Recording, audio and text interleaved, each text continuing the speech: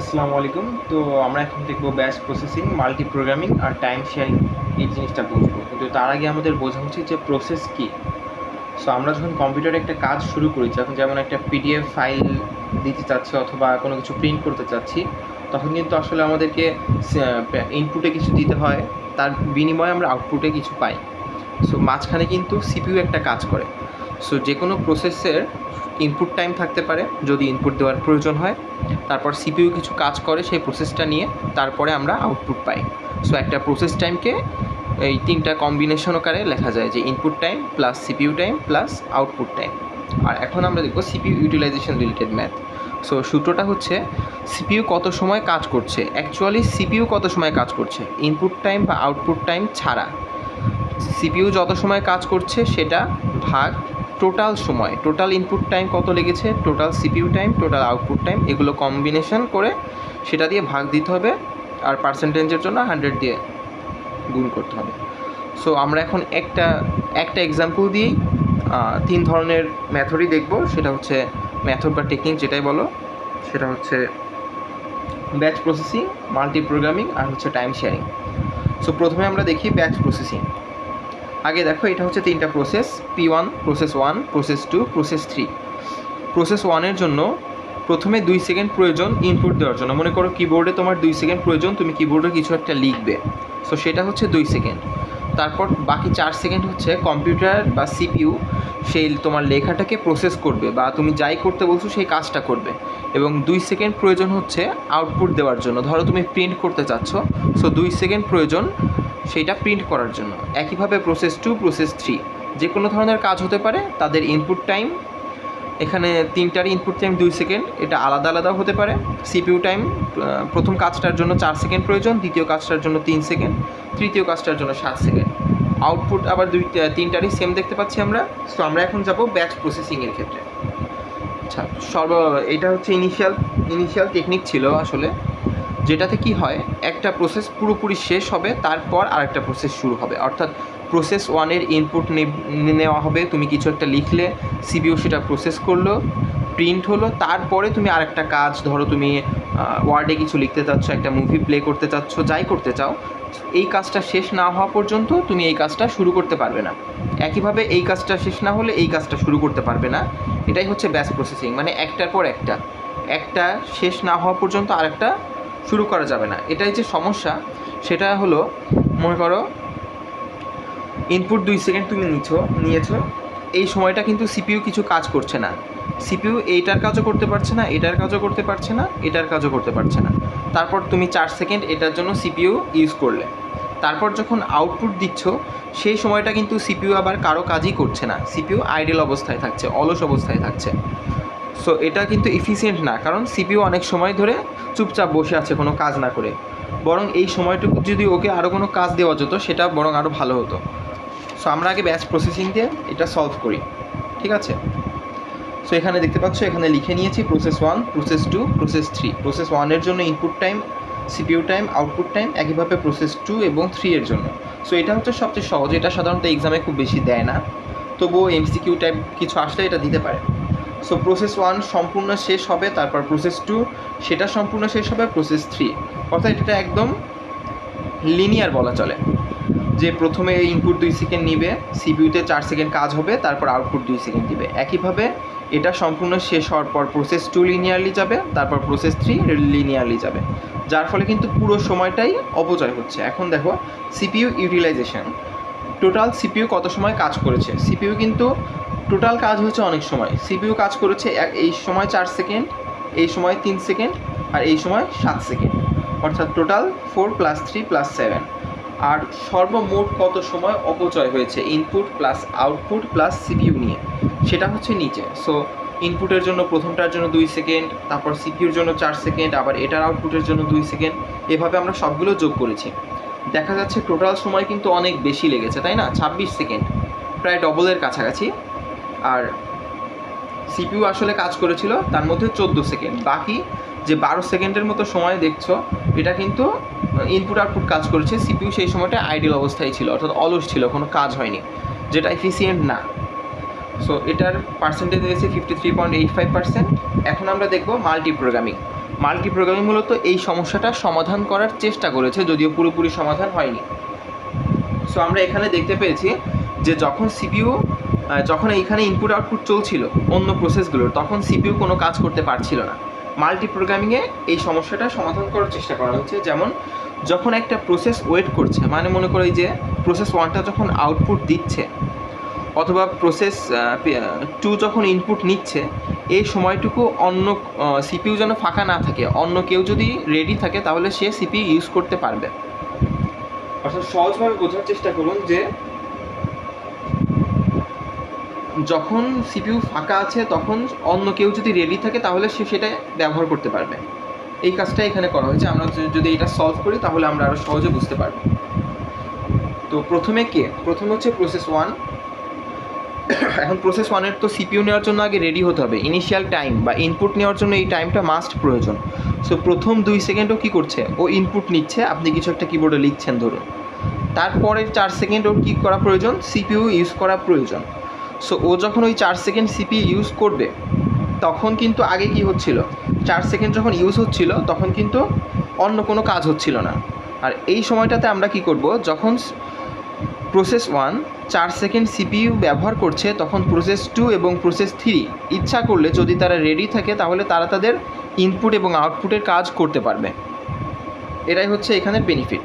So এখানে C1 4 second CPU use করতেছে। এখন এই 4 সেকেন্ড সময় এরা বসে না থেকে এরাও এদের কাজ শুরু করতে পারবে। এখন অগ্রাধিকার অনুযায়ী আগে কি আছে, প্রসেস 2 আছে, এই জন্য এই 4 সেকেন্ডের মধ্যে প্রসেস 2 চাইলে তার ইনপুট শুরু করতে পারে। এখন দেখুন প্রসেস 2 এর ইনপুট হচ্ছে 2 সেকেন্ড, সিপিইউ মোট ব্যবহার হচ্ছে 4 সেকেন্ড। সো সেই 4 সেকেন্ড কাজ হচ্ছে, তার মধ্যে প্রসেস 2 সেকেন্ড সময় নিয়ে সে তার ইনপুটের কাজ শেষ করে ফেলছে। এখানে কিন্তু প্রসেস 1-এর সিপিইউ এখনও চলছে, অর্থাৎ 2 সেকেন্ড চলেছে, তার মধ্যে প্রসেস 2-এর ইনপুট 2 সেকেন্ড শেষ হয়েছে, কিন্তু এটা টোটাল 4 সেকেন্ড চলবে। এখন অগ্রাধিকার পাবে কে, P3। এখন P3-র বাকি যে 2 সেকেন্ড সময় বাকি আছে, P3 সেই সময়টুকু কাজে লাগাবে, যার ফলে P3-এর ইনপুট টাইমও কিন্তু 2 সেকেন্ড, এবং P3ও সেই সময়ের মধ্যেই তার ইনপুট শেষ করে ফেলেছে, দেখতে পাচ্ছেন। সো সিপিইউ যেই সময় কাজ করেছে সেই একই সময়ে প্রসেস 2 এবং প্রসেস 3-এর ইনপুটও কিন্তু কাজ করেছে। যদি আউটপুট রেডি থাকতো তাহলে আউটপুটও এই সময় কাজ করতে পারত। এখন দেখুন প্রসেস 1-এর ইনপুট শেষ, সিপিইউ টাইম নেওয়া শেষ, অর্থাৎ সিপিইউতে কাজ করা শেষ। এখন সে আউটপুট দেওয়ার জন্য রেডি। সো পরবর্তী আউটপুটের কত সেকেন্ড প্রয়োজন, P2-এর কিন্তু আউটপুট দেওয়ার জন্য 2 সেকেন্ড প্রয়োজন। সো দেখতে পাচ্ছেন যে এখানে পরবর্তী 2 সেকেন্ড প্রসেস 1-এর আউটপুটের জন্য বরাদ্দ করা হয়েছে। এবং সবচেয়ে মজার ব্যাপার হচ্ছে যখন ও আউটপুট দিচ্ছে তখন কিন্তু সিপিইউ অলস বসে নেই। আগে কিন্তু সিপিইউ অলস বসে থাকছিল, কিন্তু এখন যখন ও আউটপুট দিচ্ছে তখন প্রসেস 2 যেহেতু রেডি, যারা রেডি হয়ে গেছে তারা সিপিইউ নিতে পারে। অগ্রাধিকার অনুযায়ী প্রসেস 1-এর পরে প্রসেস 2 আছে, এই জন্য এখন প্রসেস 2 সিপিইউ নিয়েছে এবং তার কত সময় প্রয়োজন, 3 সেকেন্ড সময় কিন্তু তার প্রয়োজন। সো সে 3 সেকেন্ড সময় ধরে সিপিইউ ইউজ করবে। এখন এই 3 সেকেন্ড সময় যদি অন্য কারো ইনপুট আউটপুট রেডি থাকে বা প্রয়োজন হয় তাহলে তারা সেই কাজ করতে পারে। সো এখন প্রসেস 2 সিপিইউ ব্যবহার করবে 3 সেকেন্ড, এবং এই সময়ের মধ্যে প্রসেস 1 এবং প্রসেস 3-এর যদি ইনপুট বা আউটপুট প্রয়োজন হয় তাহলে সে সেই কাজ করতে পারবে। আমরা দেখতে পাচ্ছি প্রসেস 1-এর সিপিইউ টাইম অলরেডি শেষ হয়েছে, অর্থাৎ সে আউটপুট দেওয়ার জন্য রেডি। তাই এই 3 সেকেন্ডের মধ্যেই সে 2 সেকেন্ড তার আউটপুট দিচ্ছে, এবং এই 3 সেকেন্ড কিন্তু প্রসেস 3-এর কিন্তু এখনও সিপিইউ হয়নি, সিপিইউ টাইম পায়নি, যার ফলে তার আউটপুট রেডি হয়নি। যার ফলে এই 3 সেকেন্ডের মধ্যে প্রসেস 2 তো তার সিপিইউ টাইম নিচ্ছেই এবং প্রসেস 1 তার আউটপুট দিচ্ছে। তার পরবর্তীতে আমরা দেখতে পাচ্ছি যে প্রসেস 2-এর কিন্তু এখন ইনপুট সিপিইউ ইউজ করা শেষ, অর্থাৎ সে আউটপুট দেওয়ার জন্য রেডি। তাই পরবর্তী 2 সেকেন্ড সে আউটপুট দিচ্ছে, এবং একই সময়ে প্রসেস 3 যেহেতু ইনপুট নিয়েছে তাহলে এখন তার কি প্রয়োজন, এখন তার সিপিইউ প্রয়োজন। তার সিপিইউ টাইম কত, 7 সেকেন্ড।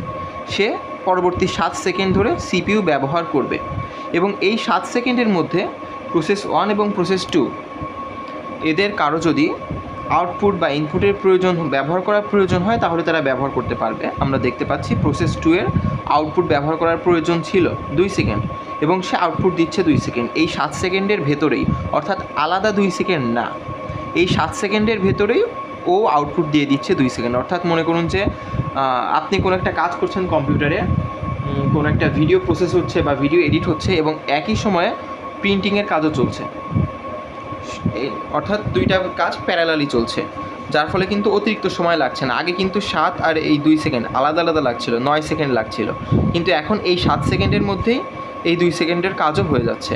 এবং আমরা দেখতে পাচ্ছি যে লাস্টে প্রসেস 3ও রেডি হয়ে গেছে, এরা অলরেডি এদের কাজ শেষ, ইনপুট শেষ, সিপিইউ ব্যবহার করা শেষ, আউটপুটও দিয়ে দিয়েছে।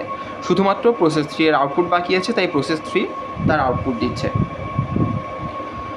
সো আমরা দেখলাম যে এখানে কি হয়, মূলত সিপিইউ যখন কাজ করে সেই সময় অন্য প্রসেসগুলো ইনপুট আউটপুটের কাজ করতে পারে, এটাই হচ্ছে এখানের বেনিফিট, যার ফলে এখানে একটু সময় অপচয় কম হয়। এখন দেখুন সিপিইউ ইউটিলাইজেশন, 3টা টেকনিকের ক্ষেত্রেই কিন্তু সিপিইউ টাইম একই থাকবে, অর্থাৎ সিপিইউ এই 4 সেকেন্ড, এই 3 সেকেন্ড, এই 7 সেকেন্ড, এই সময়টুকু ওদের লাগবেই, কিন্তু এই সময়ের মধ্যে অন্যরা ইনপুট আউটপুটের কাজ করে এগিয়ে যাচ্ছে, এই কারণে সব মিলে একটু সময় কম লাগে। অর্থাৎ সিপিইউ টাইম একই থাকবে, কিন্তু টোটাল টাইম কিন্তু এখন অনেক বেঁচেছে। যেমন ধরুন এখানে 2 সেকেন্ড লেগেছে প্রসেস 1-এর ইনপুট নেওয়ার জন্য, পরবর্তীতে প্রসেস 2 যখন সিপিইউ নিয়েছে 4 সেকেন্ড, ওই সময়ের মধ্যেই প্রসেস 2ও ইনপুট নেওয়া শেষ করেছে এবং প্রসেস 3ও ইনপুট নেওয়া শেষ করেছে। অর্থাৎ 4 সেকেন্ডের মধ্যেই কিন্তু টোটাল 4, 5, 6, 7, 8 টোটাল 8 সেকেন্ডের কাজ হয়ে গেছে এই 4 সেকেন্ডের মধ্যেই।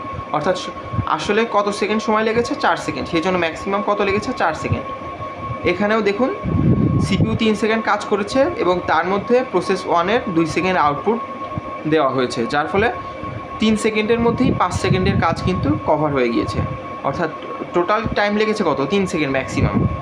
এখানেও একই রকম 7 সেকেন্ড টাইম লেগেছে, তার মধ্যে এর 2 সেকেন্ডের কাজ হয়েছে, কিন্তু ম্যাক্সিমাম টাইম কত লেগেছে? 7 সেকেন্ড, এবং এখানে 2 সেকেন্ড। টোটাল যোগ করলে দেখা যাচ্ছে 18, যেখানে আগে লেগেছিল কত? 26, এখন 18, 77.78%। এখন আমরা দেখব টাইম শেয়ারিং। সো মাল্টি প্রোগ্রামিংয়ে তো ভালোই করছিল, তাই না? তাহলে এখানে সমস্যা কি হলো যে আরও একটা টেকনিক নিয়ে আসা হলো? সমস্যাটা হলো, আচ্ছা আমরা দেখি তাহলে বুঝতে পারবেন। মাল্টি প্রোগ্রামিংয়ের একটা সমস্যা হচ্ছে, যদি কোনো প্রসেসের সিপিইউ টাইম অনেক বেশি হয় তাহলে তার পরবর্তী প্রসেসগুলোকে অনেক সময় ধরে অপেক্ষা করতে হয়। ধরুন 2টা প্রসেস, প্রসেস এ, প্রসেস বি। প্রসেস এর কাজ করার জন্য সিপিইউতে সময় প্রয়োজন 100 সেকেন্ড, আর প্রসেস বি এর সময় প্রয়োজন মাত্র 2 সেকেন্ড। এখন যেহেতু প্রসেস এ আগে কাজ শুরু করেছে, তাহলে নিয়ম অনুযায়ী মাল্টি প্রোগ্রামিংয়ে কী হবে? প্রসেস 1-এর এই যে এখানে যেমন হয়েছে, ও কিন্তু পুরো 4 সেকেন্ড সময় কাজ করেছে, তার আগে কিন্তু C2 আসতে পারেনি, আবার C2 শেষ না হওয়া পর্যন্ত C3 আসতে পারেনি। ঠিক একইভাবে প্রসেস এর 100 সেকেন্ড কাজ শেষ না হওয়া পর্যন্ত কিন্তু প্রসেস বি মাত্র 2 সেকেন্ড সময় প্রয়োজন তার, কিন্তু সেই কাজটা করার জন্য তাকে 100 সেকেন্ড অপেক্ষা করতে হচ্ছে। এটা কিন্তু এফিশিয়েন্ট হচ্ছে না। মাত্র 2 সেকেন্ডের কাজ করার জন্য আমাকে যদি 100 সেকেন্ড বসে থাকতে হয়, তাহলে আসলে সময় অপচয় হচ্ছে সেটা, তাই না? আর তাছাড়া এখানে তো মাত্র 2টা কাজ দেখানো হলো, পিসিতে দেখা যাচ্ছে যে একসাথে অনেকগুলো কাজ করা লাগতেছে, তাই না? সো আমি যদি এইভাবে একটা করে করি, তাহলে দেখা যাচ্ছে যেই কাজের জন্য আমার কম সময় প্রয়োজন, সেটা করার জন্য অনেক বেশি সময় আমাকে অপেক্ষা করতে হচ্ছে। সো আমরা টাইম শেয়ারিংয়ের মাধ্যমে যেটা করি সেটা হচ্ছে খুব অল্প অল্প সময় ভাগ করি। যে ধরুন অনেকগুলো প্রসেস আছে, এ, বি, সি, ডি, আমরা সবাইকে অল্প অল্প করে সময় দিই, যে তুমি 2 সেকেন্ড সিপিইউ ইউজ করো, তারপর তুমি 2 সেকেন্ড করবা, তুমি 2 সেকেন্ড করবা, তুমি 2 সেকেন্ড করবা, তারপর আবার তুমি করবা, আবার এইভাবে চক্রাকারে ঘুরতে থাকবে, যার ফলে সবারই কাজ আগাতে থাকবে এবং যার সময় কম প্রয়োজন তার আগে হয়ে যাবে। এখানে কিন্তু যার সময় কম প্রয়োজন ছিল, এখানে সময় কিন্তু এর প্রয়োজন ছিল 4 সেকেন্ড, 3 সেকেন্ড, 7 সেকেন্ড, কিন্তু যার সময় কম প্রয়োজন সে যে আগেই বের হতে পারবে এটার গ্যারান্টি ছিল না। কিন্তু এই ক্ষেত্রে কিন্তু ধরুন প্রসেস এর 100 সেকেন্ড প্রয়োজন, প্রসেস সি এর প্রয়োজন 2 সেকেন্ড। সো প্রসেস এ 2 সেকেন্ড করে কাজ করার ফলে এ প্রথমে 2 সেকেন্ড করবে, তারপর বি 2 সেকেন্ড করবে, সি 2 সেকেন্ড করবে, তখনই কিন্তু সি অলরেডি কাজ তার শেষ করে ফেলেছে, অর্থাৎ ওকে বাকি 98 সেকেন্ড অপেক্ষা করতে হচ্ছে না। এটাই হচ্ছে এখানে বেনিফিট, অর্থাৎ যেটার কম সময় প্রয়োজন সেই কাজটা যেন আগে আমরা শেষ করতে পারি এবং সবাই যেন মনে করো যে সবার কাজই আস্তে আস্তে আগাচ্ছে। এইটার জন্য আমরা টাইম শেয়ারিং বা রাউন্ড রবিন টেকনিকটা আবির্ভাব হয়েছে। টাইম শেয়ারিংয়ে একটা প্রসেস অল্প সময় সিপিইউ দিয়ে তারপর প্রসেসকে দেওয়া হয়। হ্যাঁ, একটা প্রসেসকে মানে সবগুলো প্রসেসকে সিপিইউ ভাগ করে দেওয়া হয় অল্প অল্প সময় করে। আমরা এই প্রবলেমটা সলভ করলে বুঝতে পারবো। ধরে নিয়েছি টাইম স্লাইস বা টাইম কোয়ান্টাম 2 সেকেন্ড, অর্থাৎ প্রতিটা প্রসেস 2 সেকেন্ড করে করে সময় পাবে, তারপরে আবার ঘুরে আসবে এমন। সো প্রথম 2 সেকেন্ড তাহলে কি হবে? প্রথম 2 সেকেন্ড তাহলে প্রয়োজন প্রসেস 1-এর, যেহেতু প্রসেস 1 আগে এসেছে, এবং সেই 2 সেকেন্ড সে কী করবে? তার তো আগে ইনপুট নেওয়া প্রয়োজন 2 সেকেন্ড। সে প্রথম 2 সেকেন্ড ইনপুট নিচ্ছে, তার পরবর্তী 2 সেকেন্ড, এখন তার পরবর্তী 2 সেকেন্ড তো হচ্ছে ওর ইনপুট নেওয়া হয়ে গেছে, তাহলে ও অলরেডি সিপিইউ ইউজ করার জন্য রেডি হয়ে গেছে। তা এখন আর সিপিইউকে অলস রাখার কোনো মানে নেই। সো পরবর্তী 2 সেকেন্ড প্রসেস 1 সিপিইউ ইউজ করবে। এবং আমরা আগে কি শিখেছি যে যখন সিপিইউ ইউজ হবে তখন অন্যান্য প্রসেসগুলো চাইলে তার ইনপুট আউটপুটের কাজ করতে পারবে, এবং সেটাই দেখতে পাচ্ছি যে প্রসেস 1 যখন 2 সেকেন্ড সিপিইউ ব্যবহার করবে, সেই একই সময়ের মধ্যে প্রসেস 2 যার ইনপুট প্রয়োজন 2 সেকেন্ড, সে কিন্তু 2 সেকেন্ড ইনপুট নিচ্ছে। অর্থাৎ এই 2 সেকেন্ডের মধ্যেই প্রসেস 2ও 2 সেকেন্ড ইনপুটের জন্য ব্যবহার করছে, অর্থাৎ 2 সেকেন্ডের মধ্যে টোটালি 4 সেকেন্ডের কাজ কমপ্লিট হচ্ছে। তার পরবর্তী 2 সেকেন্ড তাহলে কে পাবে?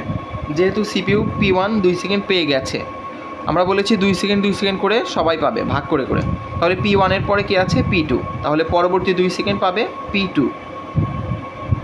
এবং P2কে 2 সেকেন্ড দেওয়া হয়েছে, এবং এই 2 সেকেন্ডের মধ্যে P1 বা P3 এর ইনপুট বা আউটপুটের যদি সময় প্রয়োজন হয় তাহলে তারা সেটা করতে পারবে। এবং দেখতে পাচ্ছি P3 এর কিন্তু ইনপুটের জন্য 2 সেকেন্ড সময় প্রয়োজন। সো P2 যখন সিপিইউ ইউজ করছে 2 সেকেন্ড, সে একই সময় P3 2 সেকেন্ড ইনপুট নিচ্ছে, অর্থাৎ এই 2 সেকেন্ডের মধ্যেই 4 সেকেন্ডের কাজ হচ্ছে। তাহলে তার পরবর্তী 2 সেকেন্ড সিপিইউ কে পাবে? যেহেতু অলরেডি P3 ইনপুট নেওয়া শেষ, সে সিপিইউ ব্যবহার করার জন্য রেডি হয়ে গেছে। যদি রেডি না হতো তাহলে আমরা P1 এর কাছে যেতাম। যেহেতু P3 ইনপুট নেওয়া অলরেডি শেষ, সেই জন্য আমরা এবার সিপিইউ দিব P3-কে। কয় সেকেন্ড? 2 সেকেন্ড, যেহেতু সবাই সিপিইউ 2 সেকেন্ড করে পাচ্ছে। সো P3-কে আমরা 2 সেকেন্ড সিপিইউ দিলাম। এখন দেখুন এই 2 সেকেন্ড সময়ে অন্য কারো ইনপুট আউটপুট ব্যবহার করার প্রয়োজন আছে কি না। P1 এর ইনপুট অলরেডি শেষ, P2 এর ইনপুট অলরেডি শেষ, ওদের সিপিইউর কাজ চলছে। আউটপুট রেডি হবে কখন? সিপিইউর কাজ শেষ হলে। যেহেতু সিপিইউর কাজ P1 এর হচ্ছে 4 সেকেন্ড, P2 এর হচ্ছে 3 সেকেন্ড, ওরা মাত্র 2 সেকেন্ড 2 সেকেন্ড করে কাজ করেছে, অর্থাৎ ওদের সিপিইউর কাজ এখনও শেষ হয়নি, যার কারণে ওরা এখন আউটপুট দিতে পারছে না। তাই এই 2 সেকেন্ড শুধুমাত্র P3 সিপিইউর কাজ করবে, অন্য কেউ ইনপুট বা আউটপুটের কাজ চাইলেও করতে পারছে না। এবং P3 এর 2 সেকেন্ড সিপিইউ ব্যবহার করার পর আবার আমরা কার কাছে চলে যাব? P1 এর কাছে, যেহেতু আমরা এই সিকোয়েন্স অনুযায়ী আসছি। সো এখন P1 আবার 2 সেকেন্ড তার সিপিইউ ইউজ করবে, এবং একইভাবে এই 2 সেকেন্ড সময়েও কিন্তু P2 বা P3 কেউই ইনপুট বা আউটপুটের কাজ করতে পারছে না, কারণ ইনপুটের কাজ তো অলরেডি শেষ হয়ে গেছে, আর আউটপুটের কাজ করার জন্য তাদের সিপিইউ টাইম কমপ্লিট হওয়া প্রয়োজন। কিন্তু সিপিইউ টাইম 7 সেকেন্ড এবং 3 সেকেন্ড, কমপ্লিট হয়েছে মাত্র 2 সেকেন্ড করে। এই কারণে এই সময়টুকুতে শুধুমাত্র P1 সিপিইউ ইউজ করছে 2 সেকেন্ড, এবং অন্য কেউ কোনো কাজ করছে না। এখন দেখুন P1 এর যেহেতু সিপিইউ ব্যবহার করা শেষ 2 সেকেন্ড, তাহলে এখন আবার সিপিইউ কে ইউজ করবে? P2 ইউজ করবে। P2-কে আবার 2 সেকেন্ড সময় দেওয়া হয়েছে সিপিইউ ইউজ করার জন্য, কিন্তু এখন P2 এর আসলে বাকি আছে কত সেকেন্ড? P2 কিন্তু আগে 2 সেকেন্ড কাজ করেছে, টোটাল 3 সেকেন্ড, বাকি আছে 1 সেকেন্ড। অর্থাৎ সে চাইলে 2 সেকেন্ড কাজ করতে পারতো, তার জন্য 2 সেকেন্ড বরাদ্দ করা আছে, কিন্তু তার প্রয়োজন 1 সেকেন্ড, তার জন্য সে 1 সেকেন্ড সিপিইউ ব্যবহার করছে। এবং সেই একই সময়ে যখন সিপিইউ ব্যবহার করছে তখন কারো যদি আউটপুট রেডি হয়ে থাকে তাহলে সে সেই সময় আউটপুট দিতে পারে। এবং আমরা দেখতে পাচ্ছি প্রসেস 1-এর কিন্তু ইনপুট শেষ, আউটপুট 2 সেকেন্ড 2 সেকেন্ড 4 সেকেন্ড, 4 সেকেন্ডই প্রয়োজন ছিল, অর্থাৎ সিপিইউর কাজ শেষ, এখন সে আউটপুট দেওয়ার জন্য রেডি। তাহলে যখন প্রসেস 2 1 সেকেন্ড সিপিইউ ব্যবহার করবে, সেই একই সময় 1 সেকেন্ড সময় P1ও তার আউটপুট দিবে। যদিও P1 এর দরকার আউটপুট দেওয়ার জন্য 2 সেকেন্ড, কিন্তু এখানে যেহেতু সিপিইউ 1 সেকেন্ড ইউজ হচ্ছে, ও সেই 1 সেকেন্ড সময়ই ওর আউটপুট দিচ্ছে। এবং এই 1 সেকেন্ড পর সিপিইউ কার কাছে যাবে? P3 এর কাছে যাবে, যেহেতু P2-কে দিয়েছি। P3 পরবর্তী 2 সেকেন্ড সিপিইউ ব্যবহার করবে, এবং সেই 2 সেকেন্ডের মধ্যে অন্য কারো যদি আউটপুট রেডি হয়ে থাকে তাহলে দিতে পারে। যেহেতু P1 1 সেকেন্ড আউটপুট দিয়েছে, তার আরও 1 সেকেন্ড বাকি আছে। সো যখন P3 সিপিইউ 2 সেকেন্ড ব্যবহার করবে, সেই 2 সেকেন্ডের মধ্যে P1 এর যে 1 সেকেন্ড আউটপুট বাকি আছে, সেই 1 সেকেন্ড আউটপুটও সে ব্যবহার করবে বা আউটপুট দিবে, অর্থাৎ এই 2 সেকেন্ডের মধ্যে সে 1 সেকেন্ড ইউজ করছে। হ্যাঁ, সো সেও 1 সেকেন্ড ইউজ করছে এইখানে, কিন্তু টোটাল কত সেকেন্ড? 2 সেকেন্ড। আমরা দেখতে পাচ্ছি প্রসেস 2ও কিন্তু তার সিপিইউ টাইম শেষ করেছে, 2 আর 1 3 সেকেন্ডই প্রয়োজন ছিল, অর্থাৎ তারও আউটপুট রেডি। প্রসেস 3 যখন 2 সেকেন্ড সিপিইউ ব্যবহার করছে তখন প্রথম 1 সেকেন্ড প্রসেস 1 আউটপুট দিয়েছে এবং প্রসেস 1 অলরেডি কাজ শেষ, এক্সিকিউশন করে ফেলেছে। এখানে 2 সেকেন্ডের আরও 1 সেকেন্ড কাজ চলছে, অন্য কেউ চাইলে সেখানে আউটপুট ব্যবহার করতে পারে। সো যেহেতু প্রসেস 2 এরও সিপিইউ টাইম শেষ, সো তার এখন আউটপুট দেওয়া প্রয়োজন। সো বাকি 1 সেকেন্ড P2 এক আউটপুট দিচ্ছে, অর্থাৎ যখন প্রসেস 3 2 সেকেন্ড কাজ করছে তখন প্রথম 1 সেকেন্ড প্রসেস 1 আউটপুট দিচ্ছে, পরবর্তী 1 সেকেন্ড প্রসেস 2 আউটপুট দিচ্ছে, অর্থাৎ 2 সেকেন্ডে টোটাল 4 সেকেন্ডের কাজ কিন্তু কমপ্লিট হচ্ছে। এখন তাহলে সিপিইউ আবার কার কাছে যাওয়ার কথা? যেহেতু P3 ইউজ করছে 2 সেকেন্ড, তারপরে 2 সেকেন্ড পাওয়ার কথা P1, কিন্তু P1 অলরেডি কাজ শেষ, ইনপুট শেষ, সিপিইউ ব্যবহার করা শেষ, আউটপুট দেওয়া শেষ। P2 এরও ইনপুট শেষ, সিপিইউ ব্যবহার করা শেষ, আউটপুট দেওয়া শেষ। এই জন্য পরবর্তী যেহেতু দেখা যাচ্ছে যে আর কেউ বাকি নেই, তাই পরবর্তীতে আবার কার কাছে যাবে?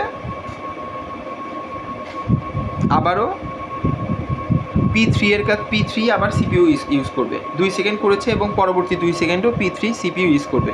এবং ঠিক একইভাবে আগের মতোই এই একই সময়ে যদি অন্য কেউ ইনপুট আউটপুটের কাজ করতে চায় তাহলে করতে পারে। প্রসেস 2 এর কিন্তু আউটপুট এখনও শেষ হয়নি, 1 সেকেন্ড সে সময় পেয়েছিল, 1 সেকেন্ড এখনও বাকি আছে। সো যখন P3 পরবর্তী 2 সেকেন্ড সিপিইউ ব্যবহার করবে তখন 1 সেকেন্ড P2 আবার আউটপুট দিবে এবং এই 2 সেকেন্ডের মধ্যে টোটাল কত সেকেন্ডের কাজ হচ্ছে? 3 সেকেন্ডের কাজ হচ্ছে। 2 সেকেন্ড P3 সিপিইউ ব্যবহার করছে এবং সেই সময়ের মধ্যেই P2 আউটপুটও দিয়ে দিচ্ছে, অর্থাৎ P2 এর কাজ শেষ করে ফেলেছে, আউটপুটও শেষ। এখন দেখা যাচ্ছে যে প্রসেস 2 এর সিপিইউ টাইম কিন্তু এখনও শেষ হয়নি, টোটাল 7 সেকেন্ড, শেষ হয়েছে 6 সেকেন্ড। অন্য কেউ নেই যে সিপিইউ ব্যবহার করবে, তাই আবারও সিপিইউ কার কাছে যাবে? প্রসেস 3 এর কাছে যাবে এবং পরবর্তী 1 সেকেন্ড বাকি আছে, সেই 1 সেকেন্ড সে তার কাজ শেষ করবে।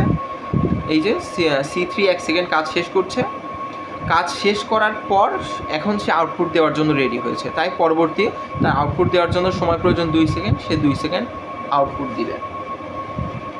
সো এখন আমরা যদি টোটাল হিসাব করি সিপিইউ টাইম আগের মতোই সেম 14 সেকেন্ড। আর মজার ব্যাপার হচ্ছে এখানেও কিন্তু টোটাল একই আসবে, যেটা মাল্টি প্রোগ্রামিংয়ে এসেছিলো 18 সেকেন্ড, ঠিক আছে। কিন্তু এখানে যে বিষয়টা লক্ষ্য করা সেটা হলো এখানে কিন্তু কখনো 2 সেকেন্ডের বেশি টাইম কেউ নিতে পারেনি, 2 সেকেন্ডের কম নিয়েছে কিন্তু 2 সেকেন্ডের বেশি নিতে পারেনি, অর্থাৎ সবাই সর্বোচ্চ 2 সেকেন্ড, সবাই 2 সেকেন্ড করে ইউজ করেছে, যার কারণে যার সময় কম প্রয়োজন সে আগে বের হয়ে যেতে পেরেছে। এটাই হচ্ছে টাইম শেয়ারিং বা টাইম স্লাইস। যদি আরও কোনো সমস্যা থাকে তাহলে জানাতে পারেন।